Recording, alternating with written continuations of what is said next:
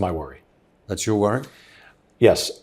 To some extent, I quibble a little bit with friends on the political right in the United States who make a great deal out of the apparent weaknesses inside Chinese society, all of those you mentioned. And I realized, rather than try to argue those points with them just for the sake of the intellectual side, ultimately we land in the same spot, which is we want a strong America, that it actually, those weaknesses, if they exist, particularly if they're profound, could actually make the Chinese more dangerous. History actually would show that that's more likely to happen than unlikely, especially with the Chinese culture. And so we're not alarmists at Heritage. We try to be realists. But I visited Taiwan and Japan in the last year to get firsthand sense from more of a domestic policy person of the threat that they feel. And of course, they were both very clear about the threat that they feel. And visiting there really cemented for me this notion that if in fact China is at the beginning of a decline, that as long as Xi is their leader, they are probably more dangerous than they would be otherwise.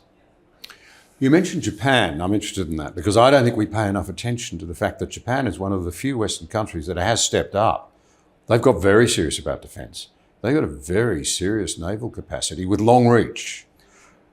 And that's because, I think it's fair to say, they simply can't afford to allow the Chinese to gain ascendancy in the region. I'd be interested in your comments because it seems to me that the Japanese will be prepared to take action, and they themselves are quite formidable, particularly when combined with the American firepower, should the Chinese seek to move. I agree fully. I was largely ignorant of that 3.5 years ago. I spent most of my career on domestic policy and only had a passing knowledge of Japan's newfound military capacity.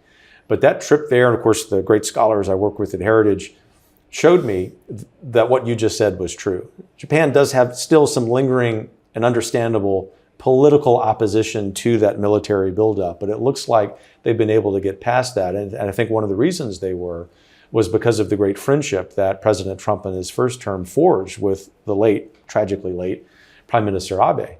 But what persists in Japan is that lesson. And what I walked away with was this, sort of tying together this wonderful conversation thread we've had.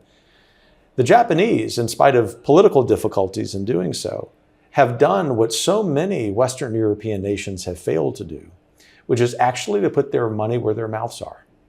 And they've done that so impressively to Donald Trump. He sees them as one of the most important 2 or 3 allies for the United States on the planet. Not that the world, people in other countries need to exist to do that, but from a military point of view, you want to be America's friend. And so I went home from that trip, John, encouraged that it wouldn't just have to be the Americans and the Australians, and of course our British friends would be there too in the Far East, but that the Japanese were ready to not just pull their weight, but then some. That's the kind of deterrent that makes the Chinese think twice about being more aggressive.